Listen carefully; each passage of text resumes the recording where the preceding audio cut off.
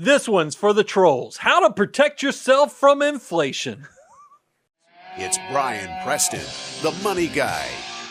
Brian, I feel like if you are alive today and out there in the financial world, whether it's just checking your Facebook or reading articles or whatever, inflation seems to be like this hot topic that everyone wants to talk about. And so if it's something so prevalent, so popular, perhaps it's something that we should weigh in on. No doubt. And you didn't even, no comment on trolls? I mean, I wasn't talking about Justin Timberlake and Anna Kendrick. I mean, I'm talking about the fact that on our YouTube channel, we love to share the great news that 88 times over, meaning you start young enough, you start investing, you can build millions with just a little bit of today for that great, big, beautiful tomorrow. But it doesn't take long, and it totally interconnects with this topic today. For a troll to crawl out from underneath the bridge and go, guys, I understand that $1 million that you guys are so excited about will be worth 30 cents in 30 years.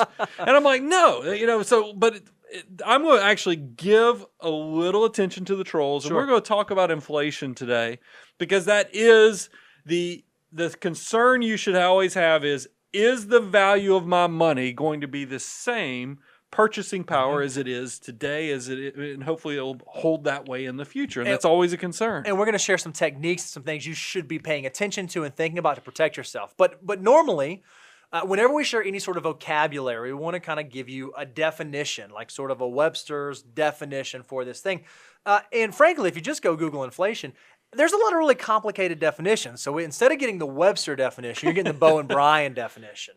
Our definition of inflation is that it's generally the rate at which the price of goods and services rise. It's the general increase in the prices of things over a time period. This is the Brian and Bo definition after adjusting Daniel's definition. That's right. That's exactly what it was. That's exactly what it was. But here, the bigger question, a lot of people, because first, we're definitely in a period of concern. Sure. Because I have people in construction that are friends of mine, Bo, who tell me, if you look at cost of plywood is typically under $10 a sheet. Yep. It's well over $30 a sheet right now. Steel costs have shot straight up.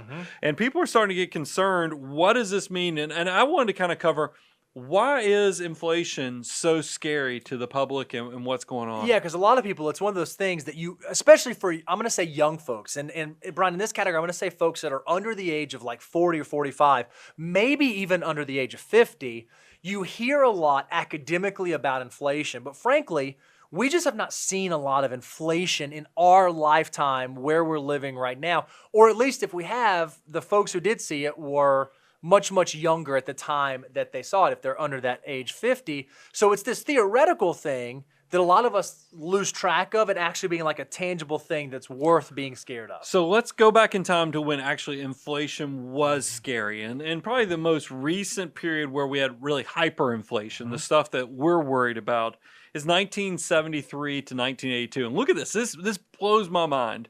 Inflation averaged over this decade 8.8% per year. That's pretty substantial when you think about some of the long-term averages on inflation we'll talk about in a second. But if you talk about just specific goods, the average price of a new car over that 10-year time period went from $4,000 to almost $10,000, a little over $9,900. That was a 144% increase in the cost of a car over that decade. So if you've recently bought a car or purchased a car, I want you to think about how much you paid for it right now, and think about, man, 10 years from now to buy that same car, I'd have to spend 144% more to buy the exact same car. Well, ask yourself, I mean, think about pickup trucks. I mean, it seems like 3 or 4 years ago, you could buy pickup trucks for, I don't know, $30,000. Sure, yeah. Now I see pickup trucks that are costing $50,000, $60,000, $70,000. I mean, I think about, how is it going to blow all of our minds if a Honda Accord that you can currently buy for $30,000 all of a sudden was now selling for $75,000. Hard to think about. It's just like kaboosh. I mean, it's just that it's not just at cars though. This extends to housing and other things as well. The average home price over this 10-year period from 1973 to 1982 went from $32,500 to $69,300. That's a 113% increase in price. So again, think about the house that you live in or the last house that you bought Fast forward 10 years and think about that same house costing you 113% more than what you paid for it, 113% more than what it's worth today. That's pretty remarkable. And then think about consumer goods, because those are the big ticket items. Sure. But when we get into the household goods, inflation can cause you a lot of havoc with that as well. Let's talk about some of the basics. Milk. I mean, look at this. It went from $1.31 a gallon to $2.24 a gallon. And that's actually a 71% increase in price over that 10-year period. Bread went from 27 cents up to 60 cents. That's a 122% increase in the cost of that good over that 10-year period. And then gas went from 39 cents a gallon, which really cheap, up to $1.30. And that's a 233% increase. So as you can see, in a relatively short amount of time, just 10 years, the price of the goods that we use every single day, the gallon of milk, the bread, the gas, the thing like that, it can get very, very expensive very, very quickly. And you can imagine if you were someone who had $1 10 years ago and you have that same $1 now, you are recognizing it just does not go as far as it used to. So you're worried about your purchasing power, meaning you have the dollars in your pockets, the dollar in your bank accounts, the investments you have. You're worried they're just not going to be able to keep up. Yep. That is the big fear. And then you might ask yourself, well, how bad can this actually get? Because you guys are saying the last hyperinflation was 1970, the early 70s all the way through 1982. We averaged about 8.8% per year.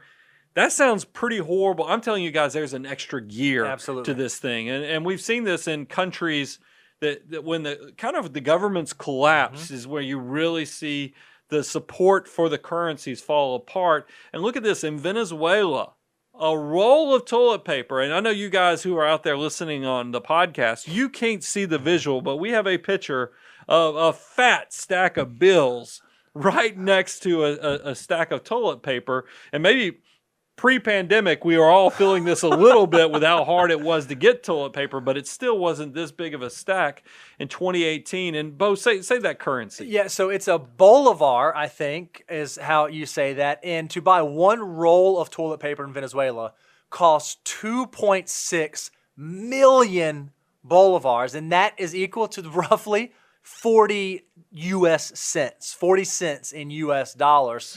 Inflation in 2018 was estimated in Venezuela to be 1 million%. You got to hold the Dr. Evil. 1 million%. So that is what happens when it gets bad, when it gets scary. It can get really, really bad, and it can cause some super negative consequences when it comes to the viability of you being able to do something even as simple as go out and buy a roll of toilet paper. So this is something we need to be prepared for. Don't let this just happen, because here's what I'm worried about with inflation is that I'm worried inflation is not going to be something that we invite just in. Because, I mean, there's a lot of people, and look, maybe I ought to save this. We'll go ahead and answer the question because I want to get into this a little deeper dive. But we've got a lot of stimulus spending going on right now. The government, we just came through this pandemic. The government is very concerned about making sure that people are able to feed their families, that you can keep your house. And so they're passing lots of legislation and they're printing lots of money to ensure that we can all make our way through this pandemic and then beyond and have this economic recovery. What I'm concerned about is this stimulus spending causing inflation. And again, you kind of think about common sense. If there is a certain supply of money in circulation and the government starts printing money and adding more bills and more bills and more bills and more stimulus, you would assume that, man, the value of our currency, the value of the dollar is going to decrease. Does that mean that rampant inflation is on its way? Does that mean that rampant inflation is coming towards us?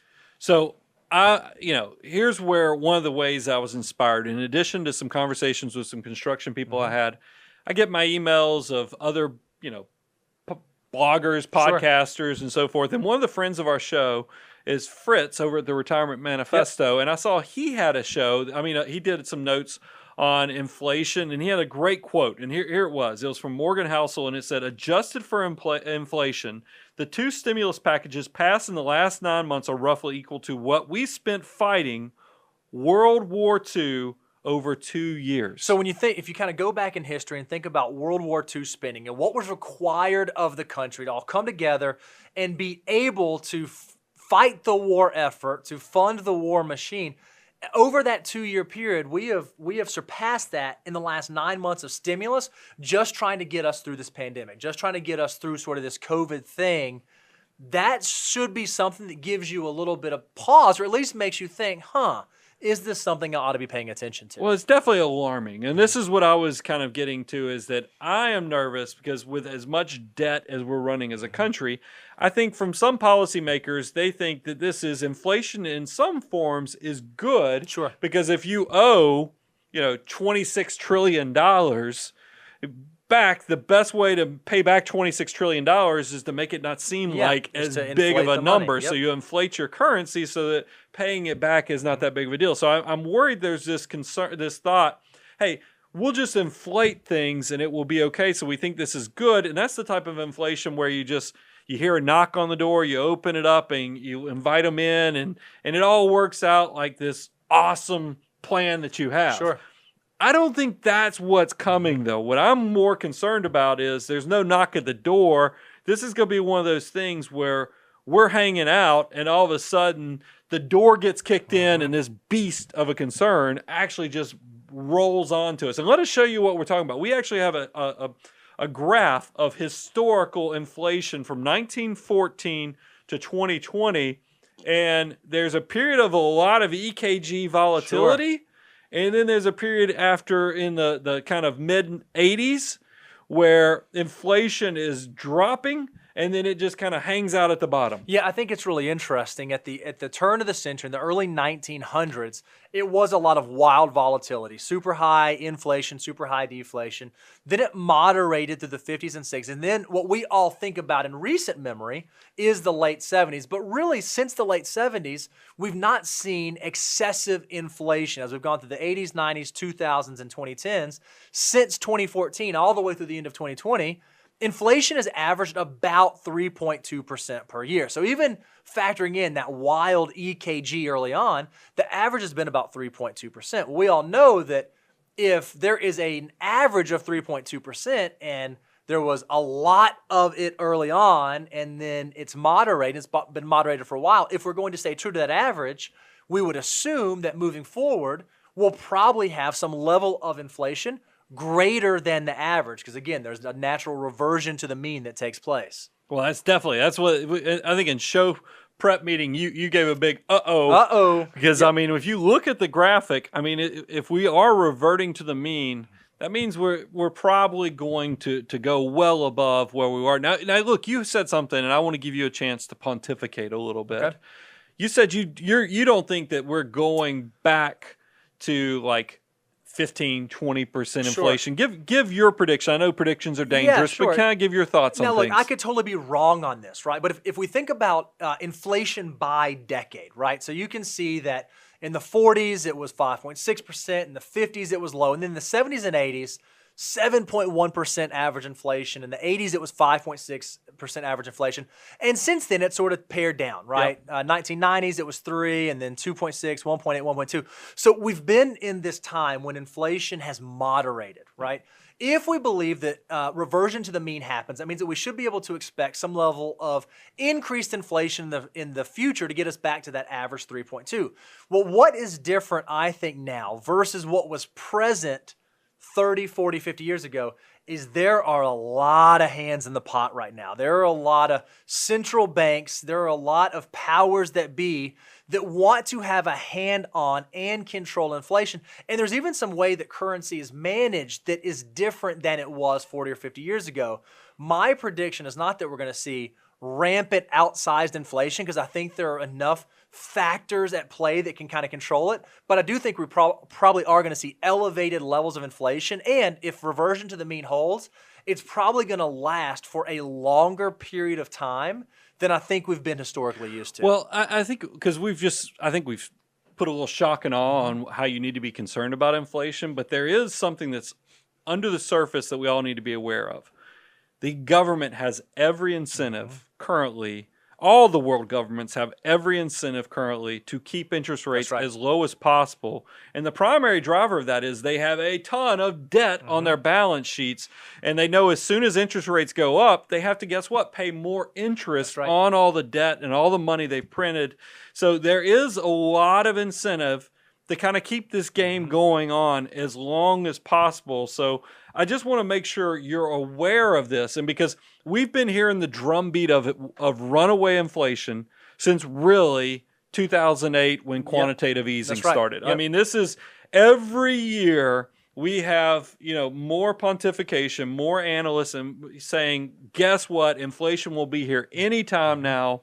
And then we make it another 12 months, and guess what? It doesn't happen. Yeah, I think and you can even stretch it further than 12 months. You think about 2008. If you were making decisions thinking, oh, inflation is coming, and I'm going to make whatever decision it was to try to combat that, starting in 2008, you've kind of been wrong in 2009 and 10 and 11 and 12 and 13 and so on. So while my whole estimation of what inflation could do, while it could be right, it could also be very, very wrong.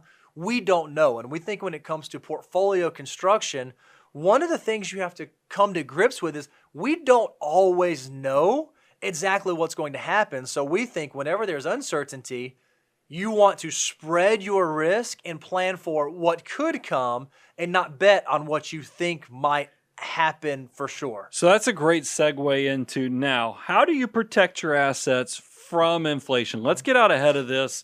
The first thing, guys, I mean, it wouldn't be a Money Guy show if we didn't talk about this because it really is all encompassing. You got to go to moneyguy.com/resources and just download our 9 steps to the financial order of operations. Because guess what, guys?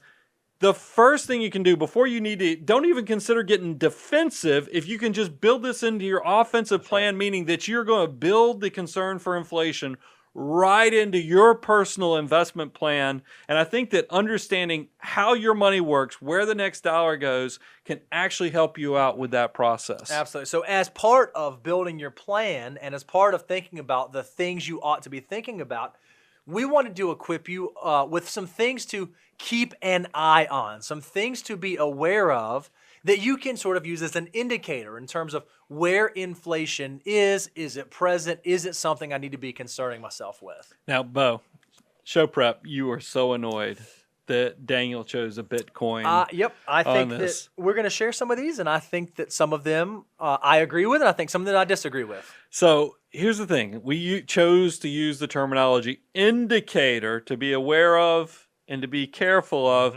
We did not necessarily say invest in. That's exactly right. So these are all data points that I think you can use. So I'm going to give Bo a little respect on that because we'll get to Bitcoin in a minute. But let's first talk about like commodities. Yep, it's a great one. Commodities is, by the way, commodities covers a lot of stuff. I mean, we're talking about energy, like traditionally oil and gas. We're talking about materials like metals. I talked about steel earlier. I talked about lumber. We're talking about food. That's where you always hear the joke about pork bellies. Yeah, sure. Your milk and bread. I mean, there's all kind of things that fall into the commodity space. And look, this is a mixed bag in some ways, and it can be a mixed bag. But like I've already talked about, lumber, it looks like it's 3 times the cost. Gasoline, meaning oil, has bounced around a little bit as well. You always just need to be aware because it makes sense. Think about this from a common sense standpoint. Commodities are things that you're mining, pulling out of the ground, resources you're using. If there is inflation, they're going to probably be the canary in the coal mine to let you know, hey, there's something awry here when prices start spiking. So just pay attention to commodities. Precious metals. Yep, that's another one. The one that you most often hear about, the one that we hear touted the most frequent is gold. Oh, okay, you want to use that as an indicator for inflation. As we were talking in pre-show prep, I do think gold is something to be aware of, but I am of the opinion that precious metals, specifically gold, is more of an indicator of fear of what's present in the marketplace. I think the reason that people consider this something to be aware of for an inflation hedge is because there's a limited quantity available. Now, yes, they're pulling a few percent out of the ground by mining it every year, but the actual quantity of gold available is restricted. It's controlled. by how fast you can pull it out of the ground. So the fact that if there is inflation, it should reflect that because it's a precious metal. Now, look, there is other components of it, and the fact that it does a fear gauge and other things like that. But it's something you can definitely watch. Pay attention to pricing of gold. It's not just gold; also it could be silver, which silver is even used in some of the manufacturing processes. But just pay attention to precious metals. Once again, I don't think it rises to the level that I consider this an investment, though. I don't personally own any gold. I don't personally. Not an investment. I guess I do own some gold in the fact that I inherited like some gold bullion, jewelry, but I mean but I don't really consider myself a gold investor. And then the last one, this is the one that Bo and I actually came to fisticuffs in pre-show planning, was Bitcoin. I'll start off, Bo, in the fact that I'm having this whole evolution because I've had time to sit around, watch documentaries, study. Bitcoin, and specifically blockchain, is getting me excited about some stuff because, look, we hear every day where people are worried about free speech. They're worried about government control. They're worried about, rising tides of other governments in other parts of the world that are even more restrictive.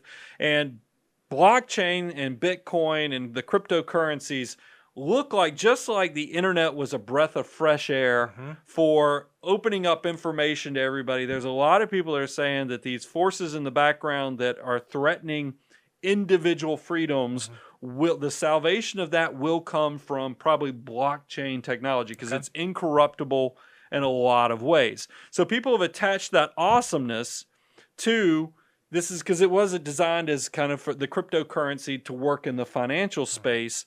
And Bitcoin's been on a run, by the way. And I've even seen a lot of people I follow, because we know there's only going to be 21 million Bitcoin. We're over 18 million. A lot of them were lost. There's a limited supply. And as the government's printing more and more money, you're like, this would be great as an inflation hedge. Now, I gave y'all a lot of love for all my crypto lovers. Now, let me tell you the only thing that keeps giving me pause. If you're going to take me on this journey to where we're going to turn cryptocurrency, specifically Bitcoin, into where it's now legit, because we've got PayPal, we've got Tesla, we've got other big players who've stepped on the scene and said, hey, we're going to start dealing with some Bitcoin. The problem I have is that, remember, this thing is speculative in my eyes, because there's nothing driving the value other than you believing that somebody will pay more, because it doesn't generate income. It doesn't, there's no innovation. This thing is just a holder of value, but there's nothing. It's not like gold where you can actually hold it. It's tangible. This is definitely it's kind of a digital gold. But what does give me pause, and why I do not personally have this as an inflation hedge, is that with all those great things I said, I'm troubled by the fact that there's like thousands of cryptocurrencies, of different cryptos, of things that are supposedly holding value that are going to be the alternative for currency. And then there's a lot of people that invent a new cryptocurrency. It does well. I'm not going to throw names out. It does well. The founder or the people behind it, when it reaches $1 billion of market value, they go cash in their chips. They pull all the money out for their family. And that makes me sound, that sounds more like a pyramid scheme than it does an overall holder of value. So that's the part I'm working on. But I do think that the limited supply, the government's printing money, there is something to that 21 million. And I do think there's something to the fact that Bitcoin is the biggest and boldest, but I don't know if I can say, I'm not willing to call this an investment yet. So I can appreciate the academia around the limited supply would suggest that it could be a nice inflationary hedge. However, I am also of the opinion that you kind of need a track record to know how something behaves and what it does. What I like about using commodities or precious metals as an indicator is we've actually seen how those asset classes, how those individual items have behaved in both inflationary times and deflationary times, in different market environments and different contexts. In my mind, cryptocurrencies and Bitcoin are just so new. While theoretically they could serve as an inflation hedge, we've not actually seen them exist in an inflationary time period, so we don't know for sure. I'm still of the opinion that there are other factors at play that could affect the price or value of a cryptocurrency and what that cryptocurrency does that might lead you to believe it was inflation or deflation causing it, but is actually caused by something else. So I am not quite ready yet to hang my hat on Bitcoin being an indicator of inflation because we've never actually seen Bitcoin during an inflationary environment. Well, the value is it's too flippity floppity. Mm-hmm. I mean, this thing is so volatile that it's all over the place, and that's why, in my eyes, until things stabilize, and I mentioned this in pre-show planning, we have not had the culling moment in this industry. And the cryptocurrency industry as a whole has not had its culling moment because you saw this with the internet too. And I'm old enough that I remember when that went through, and everything back then in the 90s also, if you just strapped .com to it, was worth $1 gazillion. We've seen that with like Kodak. Remember when they announced one day that they were going to have their own blockchain technology and their stock price, even though they probably don't even have any patents that are carrying as much value as they were in their heyday, just because they used the word cryptocurrency or blockchain in their company, it shot up. That reminded me very much of the 90s.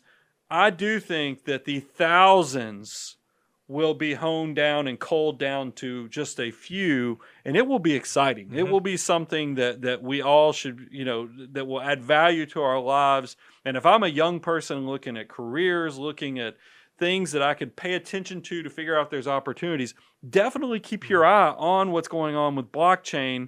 But with that said, it's not an investment yet. Mm-hmm. This thing is very speculative. It's too volatile. Just keep your eye on it, and I think that you got to be careful being first in on things. Yes, you might make $1 gazillion, but yes, you might lose a lot too. So what I love, Brian, is we've kind of talked you through, okay, here's some things to look at, here's some things to keep an eye on, but by the way, these aren't exactly things that could protect you. There's something to be aware of, something to look at. Pay attention to them. Why don't we shift now and talk about if you are worried about inflation, and if you do think that that's something that could be an issue for you or your portfolio moving forward, what are some of the things that you could use to protect you? What are some of the hedges that could be in place to protect you in the event that we did see inflation moving forward? So these are what we would call investable inflation hedges. That's exactly right. So the first one, you guys are going to like this one too, is we threw in real estate. This is probably, I call the lowest lying fruit, is because this is one of the key benefits to real estate is that,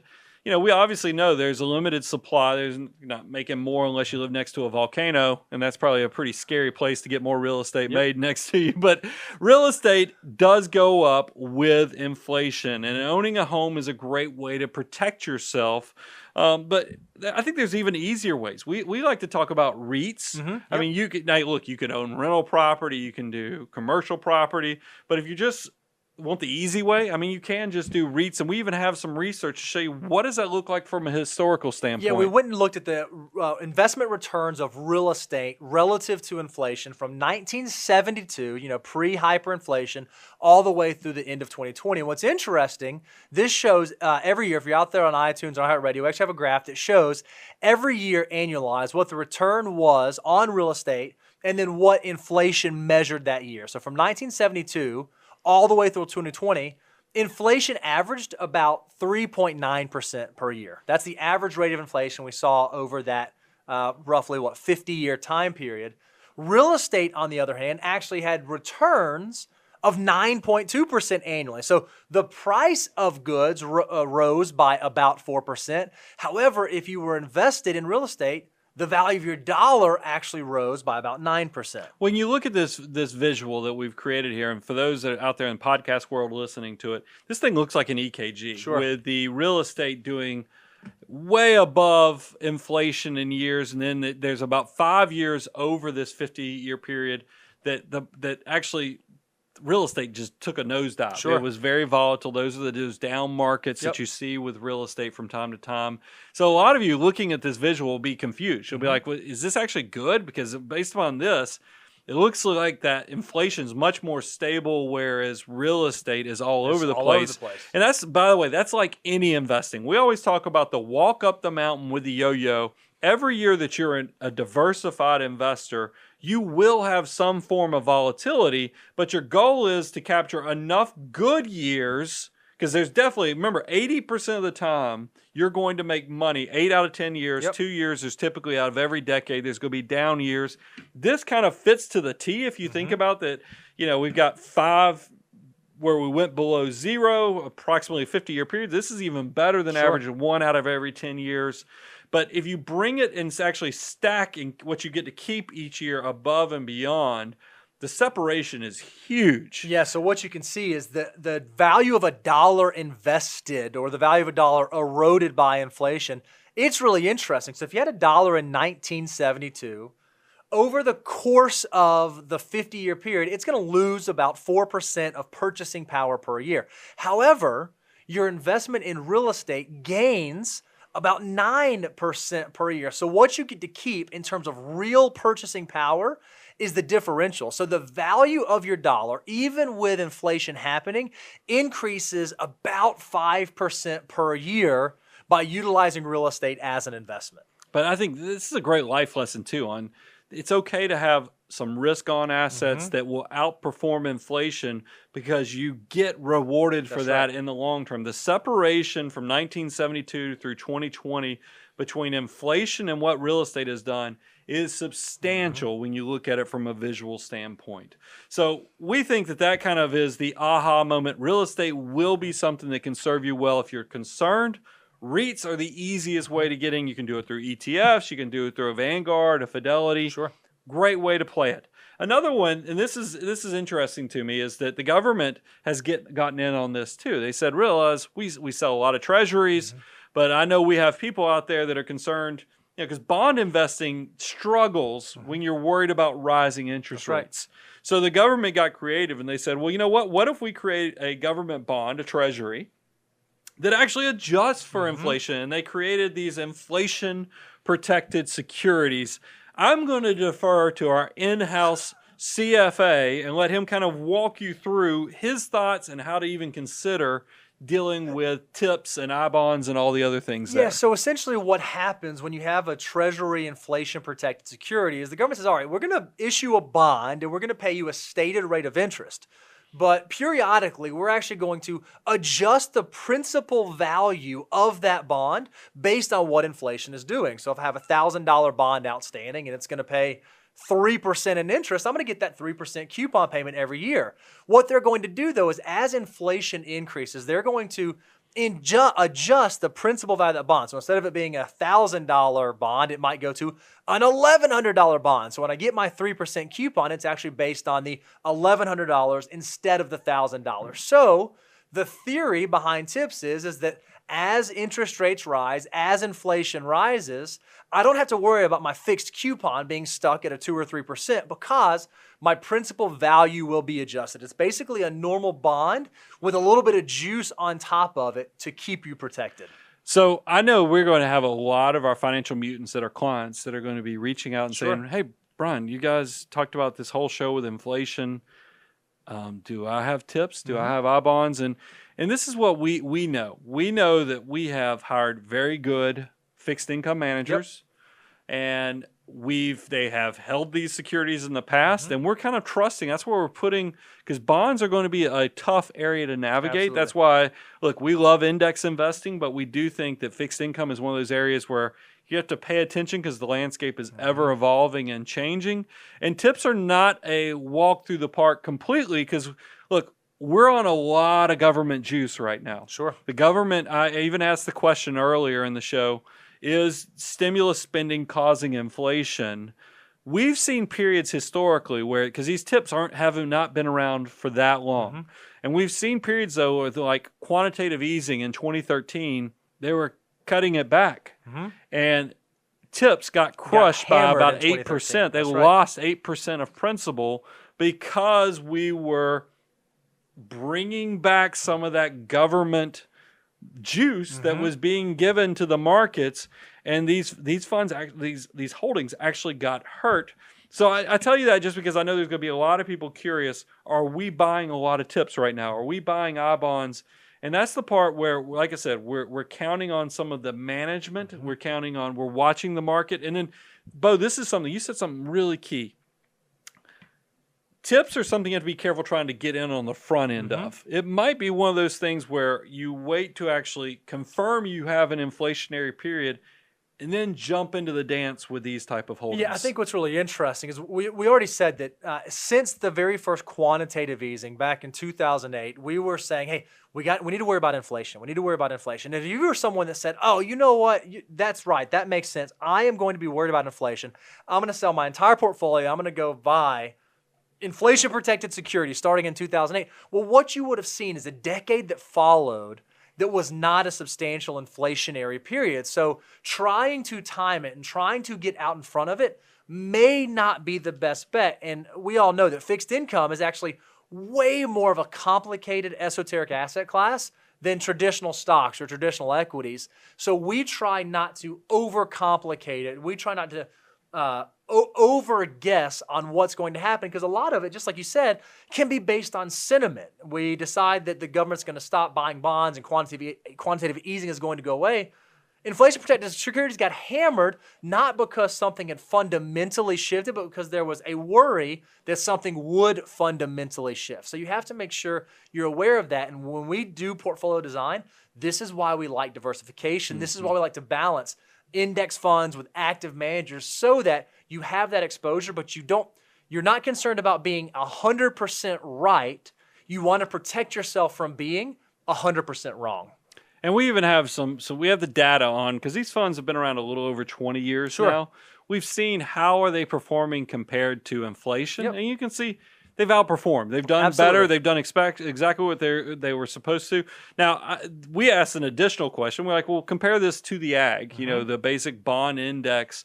And we did find that, during periods where quantitative easing from 2008 to really 2013, you'd have been very happy with your tips.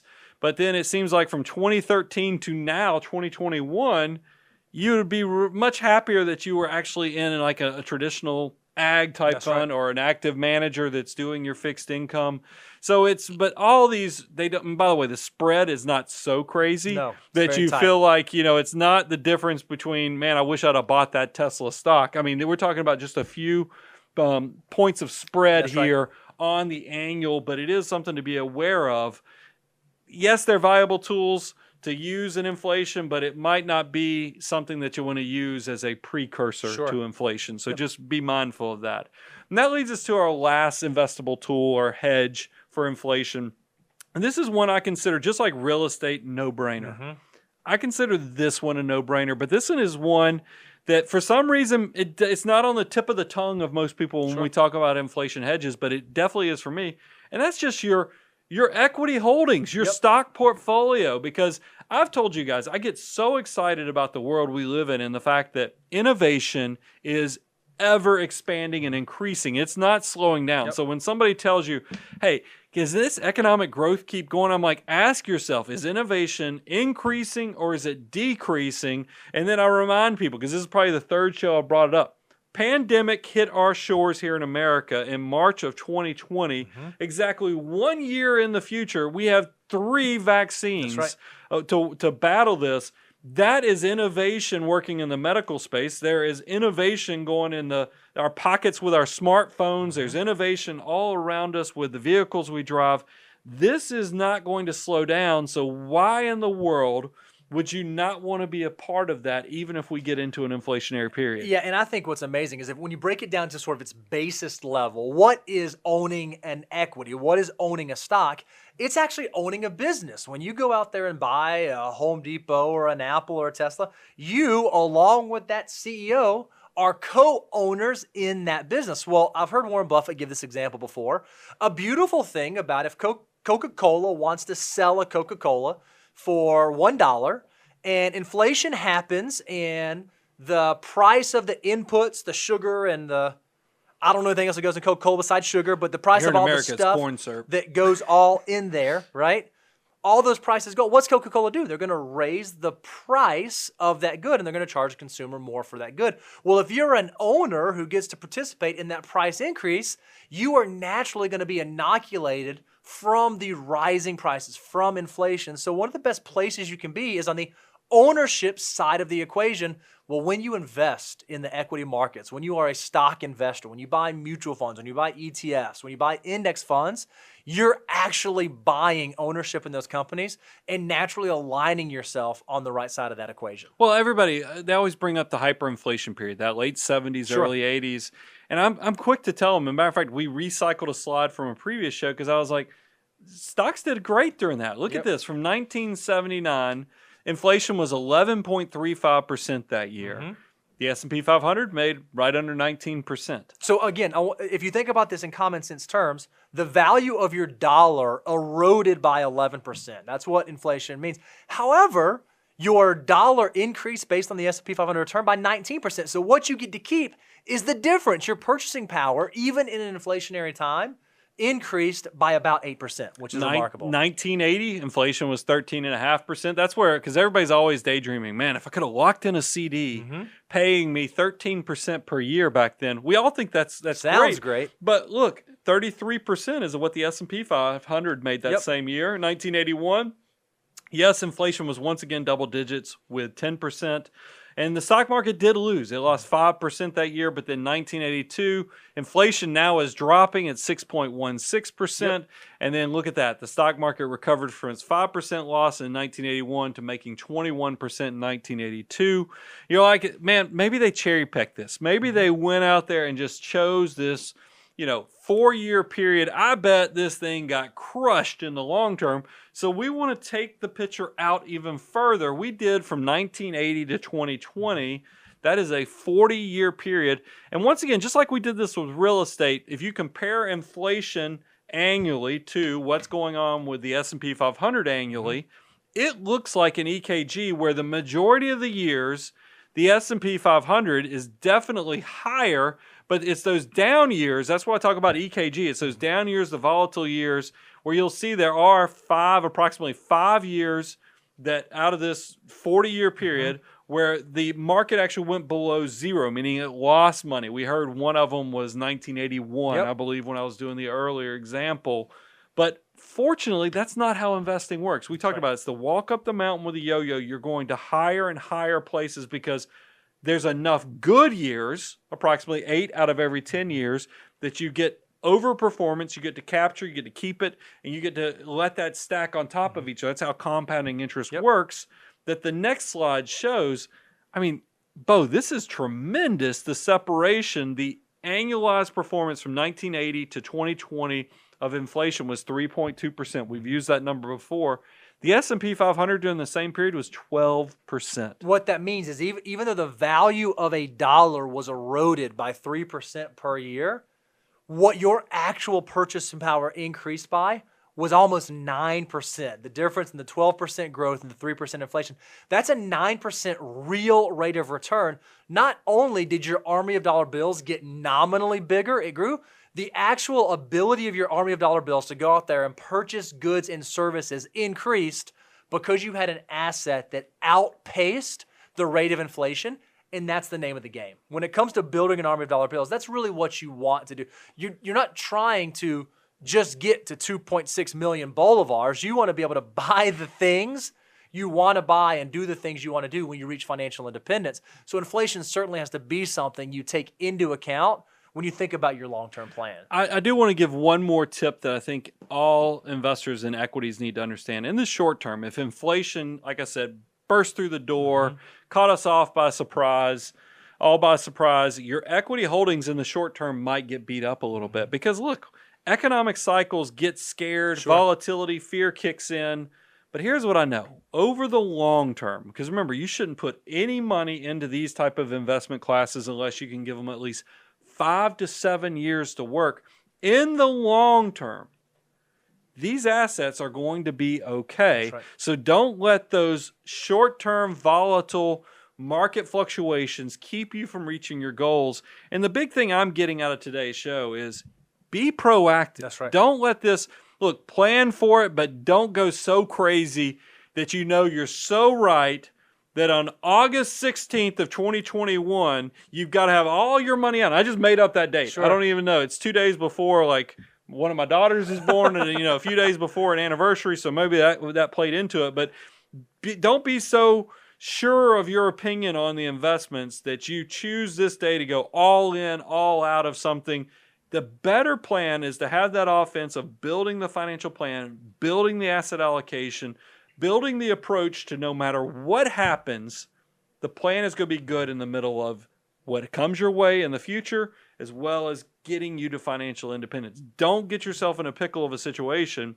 where all of a sudden something happens and you're reacting. Reacting is usually the worst thing that we can see somebody do with their portfolio. That's exactly right. If you've not had a chance, in addition to talking about macroeconomic ideas like inflation and things to be thinking about portfolio construction, we're going to keep getting information out here to you. We're going to keep loading you up so that you can be prepared for whatever the financial markets, whatever the economy throws at you.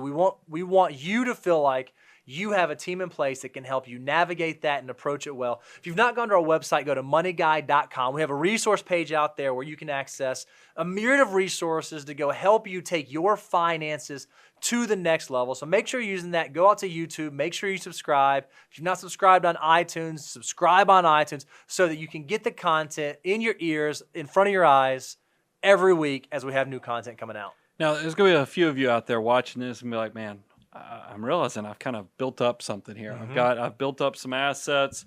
Some of this sounds a little complicated. Sounds like, because I don't know what I don't know. Sure. I built up this 7-figure portfolio.